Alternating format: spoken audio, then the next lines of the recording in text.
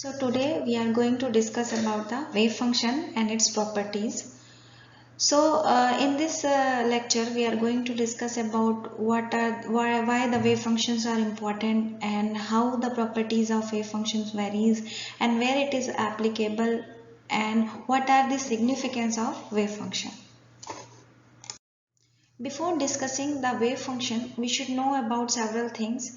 So first we should know about the waves and its equation by which the waves are represented. So a wave is a disturbance or oscillation that travels through space accompanied by a transfer of energy. The most basic waveform equation is represented by y equals to a cos omega t minus kx, where a is the amplitude of the wave that is traveling in the space, omega is equals to the 2 pi nu and it is a angular frequency, and nu is the frequency, k is the wave vector and k is equals to 2 pi by lambda. If Vp is the phase velocity or wave velocity of the above wave moving in positive x direction, then Vp equals to lambda times nu. Thus, in terms of Vp, we can change the wave equation which can be written as y equals to a cos 2 pi nu in the bracket t minus x upon Vp.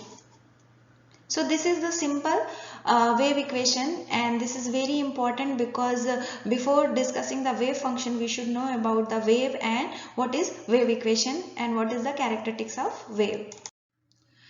Now in this slide we are going to discuss about de Broglie hypothesis and matter wave. Since wave functions are associated with the matter waves, and we should know about what are matter waves and what are de Broglie hypothesis regarding the matter wave. So de Broglie proposed that wave particle duality must not be restricted to radiation but should be universal. That is, matter particles should also possess wave particle duality. So a moving particle, whatever its nature, has wave property associated with it. So de Broglie proposed that the wavelength associated with the particle with the momentum p is given by lambda equals to h upon p. This relation called de Broglie relation, and it shows the connection between the momentum of the particle and the wavelength of the particle. So it is actually representing the wave particle duality of a material wave. So in this slide we are going to visualize the concept of wave function. Since as you can see, this whole visualization representing a wave function. So wave function is basically a complex function, and you can see the amplitude are varying in the positive and negative direction, and it is also vibrating in imaginary axis and real axis also. So wave function is typically a quantum mechanical entity, and this represents represent the probability of finding the particle in space. If you know the wave function of any quantum system, you are able to find the dynamics of the system, that quantum system, very efficiently. So wave function in general is a complex quantity and it varies. However, the knowledge of wave function gives the probability of finding the particle in the space. So in this slide we are going to discuss about the basics of wave function. So in general wave function is called wave of probability. So where the concept came of wave function is that when the matter or material waves are coming, then the question arises that in general way, in water waves, suppose for example in water waves the quantity that varies periodically is the height of water wave. Similarly in sound waves the quantity which is varying is pressure. So basically waves are defined as the periodic disturbance in a medium. So it is expected that what are the disturbance, which kind of or what entity that are varying, which causes the wave function or which causes the material wave. So in general the waves are disturbance, that is a periodic disturbance in a particular media. So when disturbance occurs it generates waves. Okay, so there are different kind of waves like water waves. So water wave generates when the amplitude of water molecules are changing or varying. Similarly, the sound wave generates when the pressure in air molecules vary. So they have supposed that what are the cause of material waves. So they have taken a concept that the quantity that varies or that forms is material wave is wave function. So a wave function is a complex function which contains all the information about a quantum system and from which all the dynamical physical quantities such as linear momentum, angular momentum and energy of the system can be computed. So the value of wave function associated with the moving body at a point xyz in space at any point at any time t is related to the probability of finding the body or that object or that material particle there at that time. Since the magnitude of psi oscillates between the positive and negative value and obviously amplitude represent the probabilities, the wave function represent the probabilities.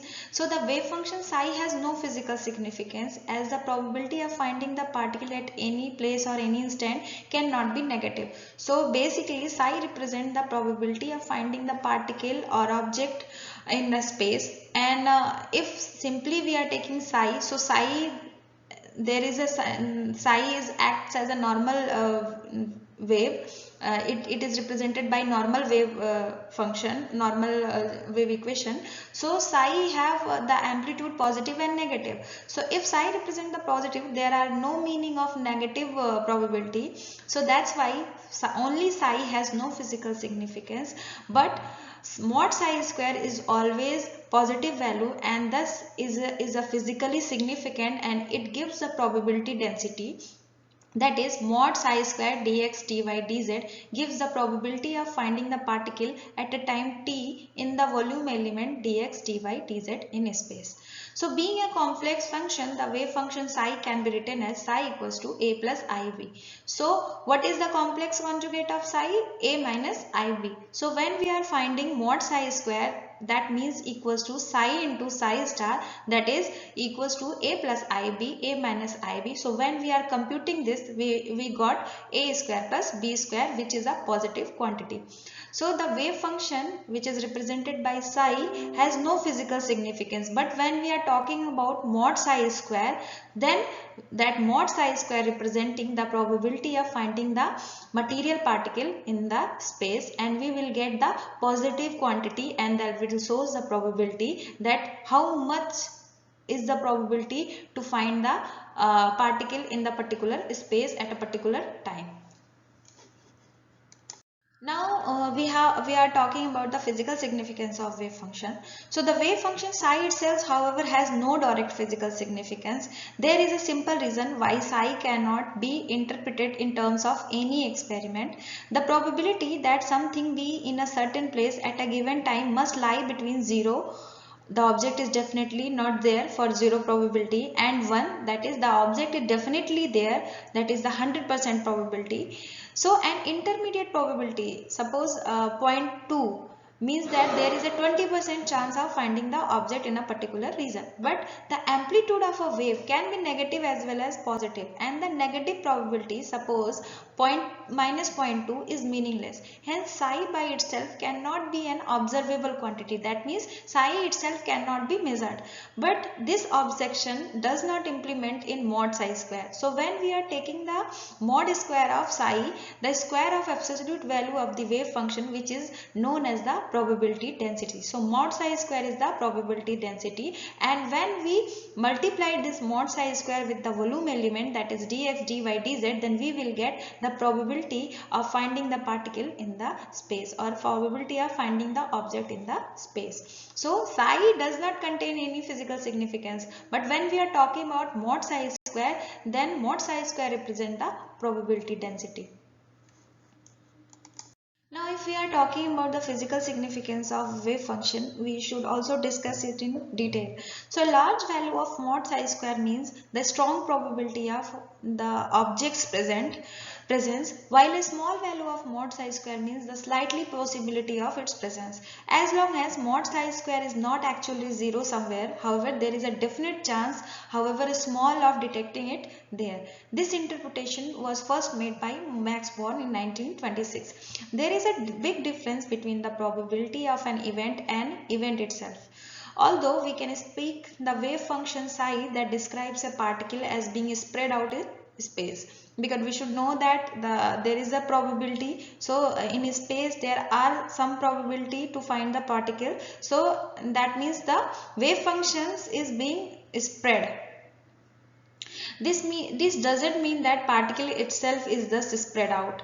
However, the wave function is spread out, that doesn't mean the particle is found everywhere. So when an experiment is performed to detect electrons, for instance, a whole electron is either found at a certain time and place or it is not. There is no such thing as 20% of electron. However, it is entirely possible for there to be a 20% chance that the electron be found at that time and place, and it is likelihood that it is very specified. It is specified by the wave function. So that electron could be possible, or could not be. It could not be possible that electron will be present, but there is a probability of finding the wave function there. So that is the basic difference between the probability of an event and event itself. So we are talking about the electron and the wave function associated with. So electron is not emerge out, however the wave function is spread out. Okay, so there is a difference. Now in this slide we are going to discuss about the properties of a wave function. So first property is the normalization. So if we integrate over the entire space, we are certain that the particle is somewhere in it. Thus the total probability of finding the particle somewhere in the space must be equals to 1, because psi represents the probability of finding the particle. So when we are going to integrate it, so definitely there is a 100% chance of finding the particle in the whole space. So that is represented by integration over all space mod psi square dx dy dz is equals to 1. This condition is called normalization condition, which satisfies and the wave function which satisfies the condition is called normalized wave function. So this is the first property. Now we are coming to the second. So for a wave function to be physically meaningful, following condition need to be satisfied. First one, psi must be continuous and single value. That means if we integrate the wave function over the space, we will get only a single value, because psi represent the probability. So we cannot for a particular time or for a particular interval or for a particular integration, we cannot get more than one value for the particular integration. So psi must be continuous and single valued. Second thing, the derivative of psi must be continuous and single valued. Third one is the psi must be normalizable, which we have discussed in first point, that is integration minus to infinite mod psi square dx dy dz equals to 1. For this condition to be satisfied, psi must be vanish when x tending to plus minus infinity, y and z, all the three space coordinate tending to plus minus infinite.